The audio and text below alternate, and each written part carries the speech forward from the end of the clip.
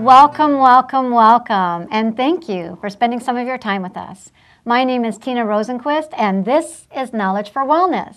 And this show is to better inform you, because the more information you have, the better decisions you can make. And knowledge is power. And today's topic is on intuitive energetic healing. And bringing us this great information is Shannon Murphy Robinson, and she is the founder of Consortium for Global Understanding. Welcome, Shannon. Thank you, Tina. Thank you. I'm so delighted that you can come and join us on Knowledge for Wellness and benefit my viewers on this, because a lot of people don't know about intuitive energetic healers. And it's so great that you could come and do this for us. But this is your first time on my show. Yes, it is. And we're delighted that you're here. So I'd like for you to tell my viewers your love and your passion and why you went into this line of work. Oh, sure. Yes. I'd love to. Okay. My love and my passion is really helping people be whole, be vibrant. I believe that we really have perfect health as an option for us, and the more we can educate ourselves, the more we can know what things are out there to help us at different points based on what we need, the better we can be. Yes. And the better we can be, then the more we can be who we want and how we want and show up in the way we want with the people we love most, doing the things we love most. And if you have pain or something's going on in your body that's dampening that, you're not your best self. And so that's really where a lot of my passion is how do we really help people be their best selves and be in that state of wholeness and perfect, vibrant health. Yeah, because we would all love to have a fantastic quality of health. Exactly. Yeah. Exactly, because that absolutely will impact the quality of life in every aspect. Yeah. Now, you actually are an intuitive energetic healer. Now, a lot of people don't know what that is. So if you could share with us what that is, that'd be great. Sure. Yeah. And I can talk about it in terms of how it shows up for me, because it's probably a little different for other healers. Sure. So from my perspective, and I don't know if there's a good term for it.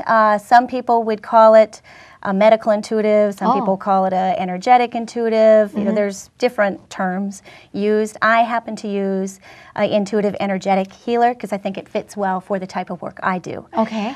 So what I do is I'm able to see and feel where people are holding energies in their body. Okay. And it's sort of like, it's almost like watching a movie in Technicolor with surround sound and then receiving in the moment guidance of how to help them.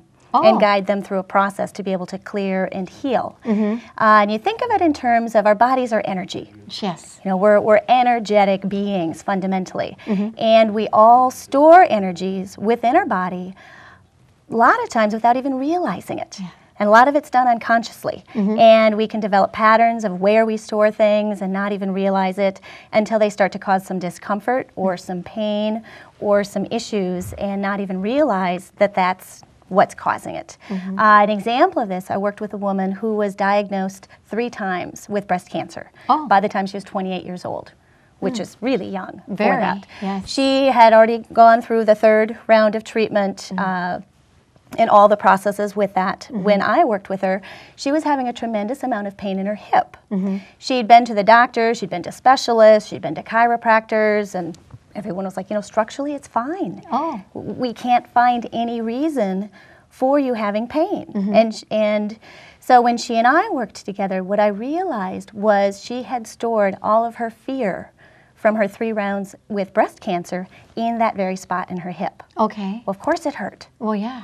That's a lot from not just 1, but 3 full rounds to have, and a lot of fear. And that was her repository, was in her hip. So all that fear got stuffed in that one spot. So I was able to work with her and guide her through a process to clear it out, and then the pain went away. Okay. So in this process of that, exactly how did you help her then, and what was it that you did with her? What I do is I work with the body's energies, I work with the energy of love. A way to think of it is I'm a conduit, so it really comes through me, and I follow the guidance that I'm receiving in the moment of what to guide them to do, where to focus energy and attention, if there's clearing that needs to happen, what some ways are for them to be able to do that and visualize and focus on it. So it's different for everyone, depending on what they're dealing with within their body. And so I'll get different guidance based on the needs of that specific person. Okay. And so when they come to you, you actually look at the mind, spirit, and body. Exactly. And you do an assessment in that sense. Exactly. And like you said, each of us are different, and we hold on to things a little bit different as well. Yeah. And so you look at them, and do you do a medical history, or you just talk about some of the issues that might be present? A little of both. Okay. It depends what the need is for the particular individual. There's some individuals that come to me because they're having specific pain. Okay. And so then we'll talk a little bit about some history, some context, some things around that.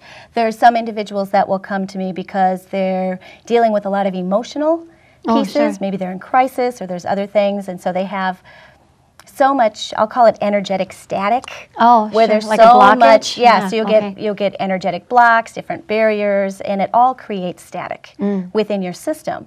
And so they'll come to me to help them clear that and regain that mind, body, spirit alignment. Okay. There's other folks that will come to me because they say, you know what, I want to do some general house cleaning. I want to clear out those things that no longer serve me. If in fact I'm storing things unconsciously and don't even realize it, Yes. I'd like to become aware of that so I can clear it and be more clear and more able to tap deeper into who I am in that. So some people will also approach it in terms of my own ongoing self-growth. Okay. So it's a range depending on where people come into it. And what I can do is see, as I mentioned, I can see where people are holding their energies, where they're storing things, how it's showing up. If they're having a pain, I can often see what the underlying root cause of it is. Okay. For example, there was a woman that I worked with who was having knee pain. And again, she'd been to the doctors, she'd been to specialists. No one could find any reason other than she had some swelling in her knee. They couldn't find any reason or a particular source that they could pinpoint for why she was having the knee trouble. And when I worked with her, what I could see was a specific tendon, where it attached, where it wrapped around the knee, and it was overstretched like a rubber band. Oh. So I was able to guide her and say, okay, this is exactly the tendon that's damaged, here's what's wrong, and then work with her to be able to heal it. Okay. And it was cool because as we were Yes. working on it, we could see it almost like a rubber band that stretched and then it goes back. I could see the tendon going back into place, and then at that point she had to ice it and stay off it for a little bit so it could finish fully healing, and then the pain went away. Wow. So that gets me to how you became a healer. And then you developed your abilities. Was it some training that you went through, or were you kind of born with this feeling? Or Well, a little of both. Okay. A little of both. Ever as long as I can remember, I've had visions. I can see non-physical spirit guides, see loved ones who had died. All of that. I just assumed everyone could. Okay. Oh, sort of like ghost whisper. Yeah, so I just assumed that was something everyone does. Okay. And then it wasn't until grade school that I realized, oh, okay, that's not the case. Okay.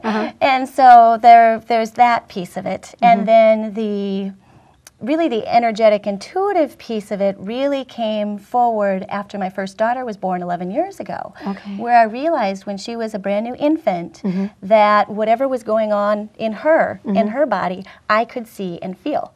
Oh. So it would be like seeing a movie clip and feeling it in my body at the same time, and then receiving guidance on how to help her. In that moment. And so there'd be things like I'd be at a meeting in Connecticut and suddenly a tooth would start hurting. And I'd sit there going, why is my tooth hurting? This is kind of odd. And then I'd check in and realize it was her tooth. Oh. And so on a break, I called my husband and I called home and I was like, has Gabrielle been fussy today? And he was really surprised. And he's like, well, yeah, she has been. So, well, she's teething. Here's the tooth she's cutting. And you were feeling it. And he laughed because I was feeling it. And so I just chalked it up to mother-daughter entrainment. Yes. Thinking, okay, you guys well, have a really that's, good it's bond. that mother-daughter bond. And then I, shortly after that, started to notice it was with anyone. Oh. That I could be standing in the line to check out at the grocery store, and the person's body in front of me, it was almost like it would be broadcasting, oh, this is going on, this is going on, this is going on. Or I'd be sitting in a meeting and the facilitator I would realize was on the edge of getting a cold and their tonsils were swollen and what they really needed was some vitamin C and some rest, and they were sort of on that edge, but they could beat it. Oh, sure. So then I started to realize it was really with anybody. Oh. And not only would I see and feel what was going on in their body, but I would know instantly what they can do to help. Okay. So heal did you and kind of clear. open yourself up to this, you know, to accept it? Because you thought everyone was like that, and then you learned in grade school, and then some people were told that they had to compress that, you know.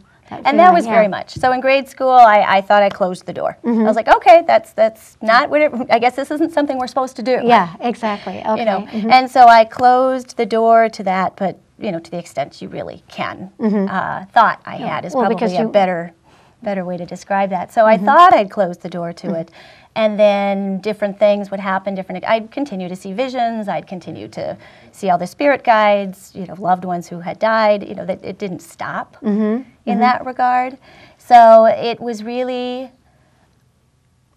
becoming more comfortable with it myself. Oh yeah. And it was even the healing piece, and when I realized I could see and feel what's going on in other people's bodies, and their physical body and their energetic body, it wasn't until probably a couple years into it that I really started to feel comfortable with it. Okay. And I remember taking my daughter into the chiropractor for something, and I was chatting with the chiropractor, and I was telling her exactly what was out and where it was out and all of this, and she was like, how do you know? So I was telling her, and she's like, wow, that's a gift. And I thought about it. I was like, you're right. I hadn't really stopped to think about it that way. And I was like, yeah, you're right, it is. Yeah. And so it helped me on my path with that. Because you have a story that you had to actually heal yourself. And is I that did. Part of it too? That is part of it. That is part of it. And I think it's part of my own healing. It's part of, I've been on an intentional journey around my own mind, spirit, body alignment, you know, for probably 20 years or more, which comes out of my own healing as well as my own passion. Sure. With my own healing, I've had absolutely, I think my healing has evolved through the crucible of my own healing, which ranged from when I was 12 having a spinal injury, where I ended up having a spinal fusion to keep me out of a wheelchair for the rest of my life, and a 3-year process with that of, you know, from not being able to support my own weight and walk. After I had the spinal fusion surgery, I hadn't quite learned about muscle atrophy. Okay. You know, at the age of 13 by the time I had the surgery, and to the 2 years of physical therapy and healing from that. And then when I was 20, I was in a horrific car accident that really completely ripped apart any sense of mind, body, spirit alignment that I had. A dear friend of mine was killed. I was the one who tried to save her. I couldn't. I was badly injured as well. Went through months of traction, years of physical therapy.